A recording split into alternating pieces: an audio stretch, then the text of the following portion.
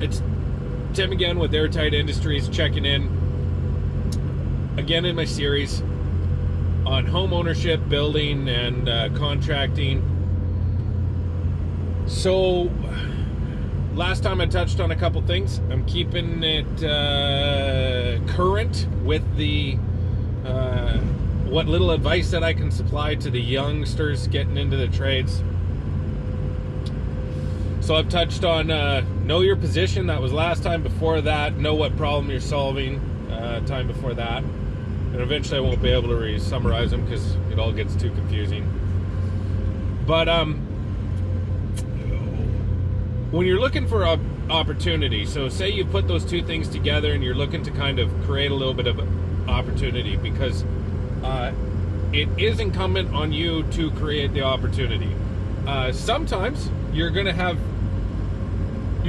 people suss you out if they see somebody with a can-do attitude. That somebody might present you with opportunity, and if that happens to you, that's usually a good indication of what your opportunity might be. If that's unclear, if somebody asks you to do something, they intrinsically have faith that you can get the job done. So run with it. If you're searching for, trying to find your place. However, that's not what I'm touching on. So the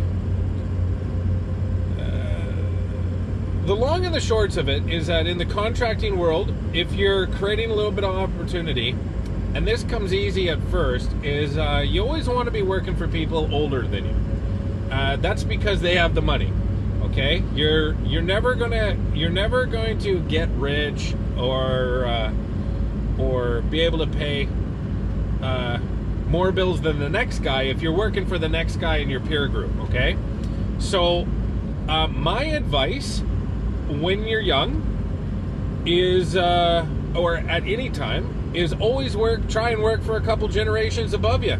Okay, so how do you do that when you're young?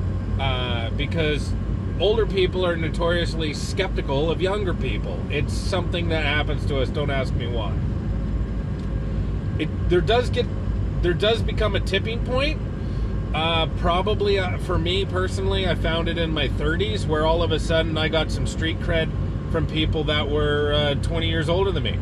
Yeah, I don't know what happens, but when you're 19, no matter what your capabilities are, and there are guys out there with lots of capabilities,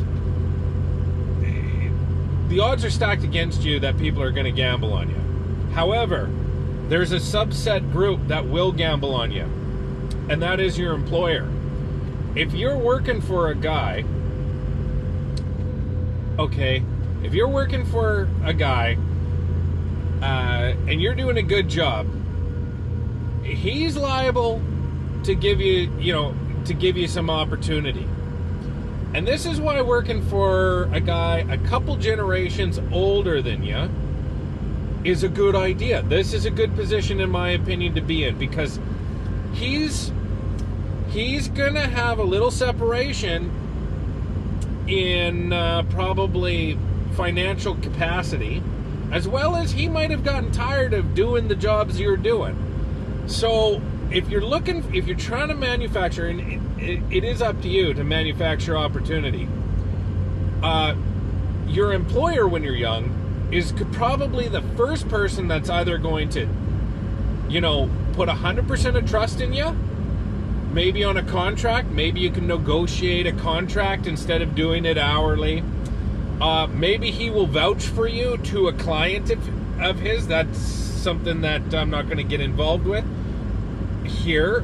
But, your street credibility is going to be strongest with an employer or a fellow employer that sees what you're capable of doing as a youngster and how you might be different than the next youngster.